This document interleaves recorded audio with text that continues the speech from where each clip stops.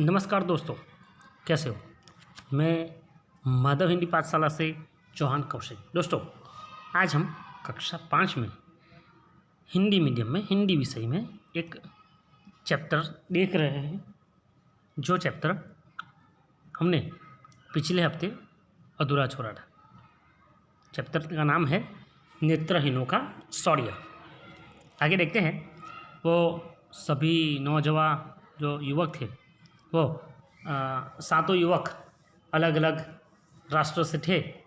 उन सातों युवकों का मानना था कि हम एक दिन ऐसा कार्य करेंगे जिससे हमारा नाम भी हमेशा के लिए अमर हो जाएगा, और एक ऐसा कार्य जो आज तक कोई नहीं कर पाया। और ऐसा ही एक काम, मतलब किलिमांजारो पहाड़ पर चढ़ना, और वो भी ऐसे बच्चों, ऐसे लड़कों के जिन लोगों के पास अपनी आँख नहीं है, जो देख नहीं सकते, ऐसे युवक है ये। आगे देखते हैं। वे ज्यों ज्यों चोटी के नज़दीक आते जा रहे थे, त्यों त्यों ठंड का जोर बढ़ता जा रहा था। पारा 0 डिग्री सेंटीग्रेड से भी नीचे पहुंच गया था। विशेषज्ञों ने आसपास की रमणीय सृष्टि का वर्णन किया। इस वर्णन को सुनकर उन सातों अंध युवकों को रोमांच हो आया। उन्हें ऐसा लगा मानो वे स्वयं इन दृश्यों को देख रहे हैं। सातों युवक पहाड़ चढ़ रहे हैं और वहाँ का माहौल ऐसा है कि तब उस वक्त ठंड इतनी ज़ोरों से बढ़ रही है कि तापमान जो है वो 0 डिग्री सेंटीग्रेड से भी नीचे आ गया है। और उसी वक्त जो विशेषज्ञ है उन्होंने वहाँ पर किलिमांजारो पहाड़ का वर्णन जो किया, यह वर्णन उन सातों युवकों को ऐसा लग रहा था कि वो जैसे वह वर्णन सुनते सुनते ऐसे ही दृश्य देख रहे, ऐसे उन लोगों को महसूस हुआ। किलिमांजारो पर्वत के सुसुप्त ज्वालामुखी जैसे कीबो शिखर की चोटी पर पहुंचने के लिए काफ़ी घूमकर जाना पड़ता है। उस समय ऐसा लगता है मानो किसी बड़े बुर्ज की प्रदक्षिणा की जा रही है। उसके लिए 3000 फुट की दूरी तय करनी थी। चढ़ाई भी बहुत कठिन थी। चारों तरफ बर्फ़ ही बर्फ़। उस बर्फ़ को काट काट कर आगे बढ़ना था। इस 3000 फुट की दूरी को तय करने में उन्हें 9 घंटे लगे। इसमें भी उन्हें बर्फ़ में रास्ता बनाने में 4 घंटे का समय लगा। बर्फ़ को तोड़कर मार्ग बनाना पड़ता था। वे सीढ़ी बनाते हुए आगे बढ़ते गए। ये सातों युवक अपने अनूठे साहस से खुश तो थे, लेकिन रास्ता बहुत कठिन था। उनको ऐसा लग रहा था कि वो किसी पहाड़ की प्रदक्षिणा कर रहे हैं, यहाँ वहाँ घूम रहे। उन्हें 3000 फुट की दूरी तय करनी थी और चढ़ाई भी बहुत कठिन थी। चारों तरफ बर्फ़ ही बर्फ़ छाई हुई थी। जहाँ पर भी हम देखते वहाँ पर चारों तरफ बर्फ़ ही बर्फ़ थी, और इसी से पता लग जाता है कि वहाँ पर ठंड कितनी रही होगी। वो लोग बर्फ़ को काट काट के आगे बढ़ रहे थे। 3000 फुट की दूरी तय करने में उन लोगों को 9 घंटे का समय लगा, और उसमें भी बर्फ़ में रास्ता बनाने में 4 घंटे का समय लगा। बर्फ़ को तोड़कर मार्ग बनाना पड़ता था और वे सीढ़ी बनाते हुए आगे बढ़ते जा रहे थे। सन 1969 के फरवरी महीने की 22वीं तारीख, 1969 के फरवरी महीने की 22वीं तारीख, इस दिन नेत्रहीन बहादुरों ने अफ्रीका के सबसे ऊंचे पर्वत के सर्वोच्च शिखर कीबो पर अपने कदम रखे। ये दक्षिण अफ्रीका के सबसे ऊंचे पर्वत के सबसे सर्वोच्च शिखर पर इन्होंने अपने कदम रखे।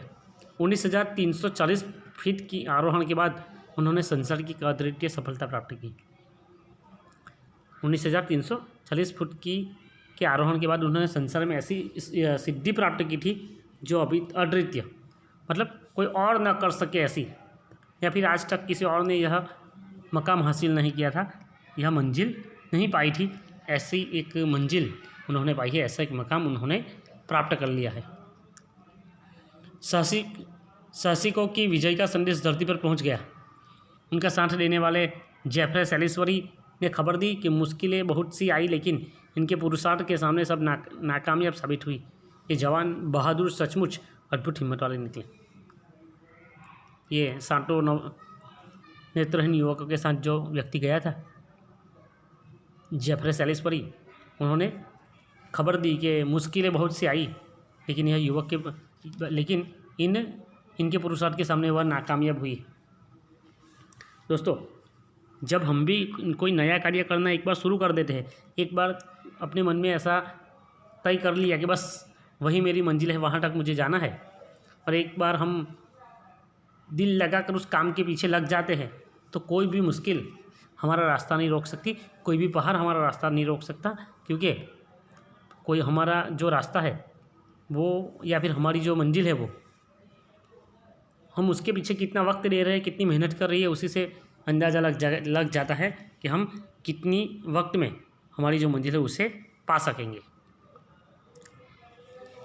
ये नौजवान बहादुर सचमुच अद्भुत हिम्मत वाले निकले। ये जो 7 नौजवान थे वो एकदम हिम्मत वाले और मतलब बहादुर थे। इंग्लैंड की रानी एलिजाबेथ ने बधाई भेजी। 1953 में एवरेस्ट शिखर पर आरोहण करने वाली टुकड़ी के नायक लॉर्ड हंट ने बधाई दी।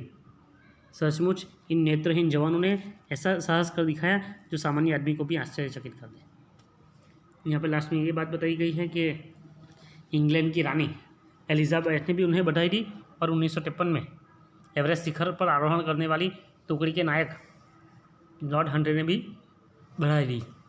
सचमुच यह कार्य कोई आंखों से देखने वाले व्यक्ति के लिए भी कठिन था, तो ऐसे समय में यह नौजवानों ने अपनी हिम्मत का परिचय देते हुए, अपने साहस और अपनी बहादुरी का परिचय करवाते हुए उन्होंने ऐसा कार्य किया है जो आँखों से देखने वाले व्यक्तियों के लिए भी मुश्किल हो जाए। फिर लेकिन यह 7 युवक जिन्होंने बहादुरी से और लगातार मेहनत करने के वजह से यह मुकाम पाया कि उनको आज दुनिया इसलिए याद करती है कि उन लोगों के पास बाकी आम मनुष्य की तरह दृष्टि नहीं थी, नेत्र नहीं थे, आँख नहीं थे।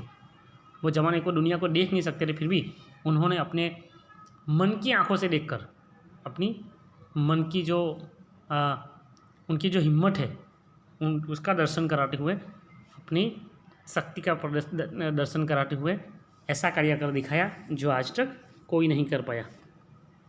तो दोस्तों, इसके साथ कुछ शब्द और कुछ टिप्पणी दी गई है, देखते हैं। शौर्य मतलब वीरता, पर्वतारोही पर्वत पर चढ़ाई करने वाला, सर्वोच्च मतलब सबसे ऊंचा, सुषुप्त मतलब सोया हुआ, अद्वितीय मतलब अप्रितम,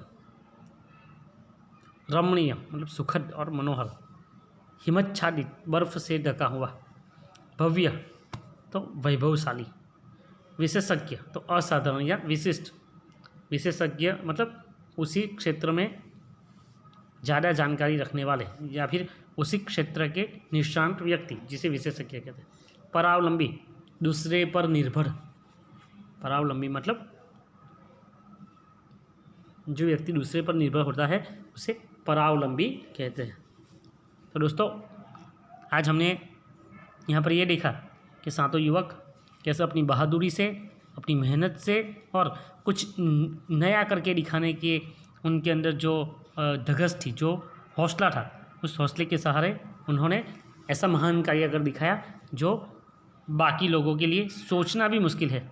तो दोस्तों, इस चैप्टर से हमें ये सीखने को मिलता है कि हमें हमेशा हमारा जो सपना है उसे पूरा करने के लिए लगातार मेहनत करनी पड़ेगी।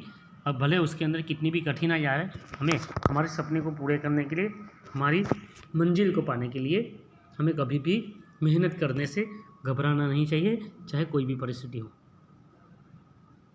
अगर हम किसी भी परिस्थिति का डटकर मुकाबला करेंगे तो परिस्थिति को भी हमारे सामने झुकना पड़ेगा। तो दोस्तों, मिलते हैं दूसरे वीडियो में, तब तक के लिए नमस्कार।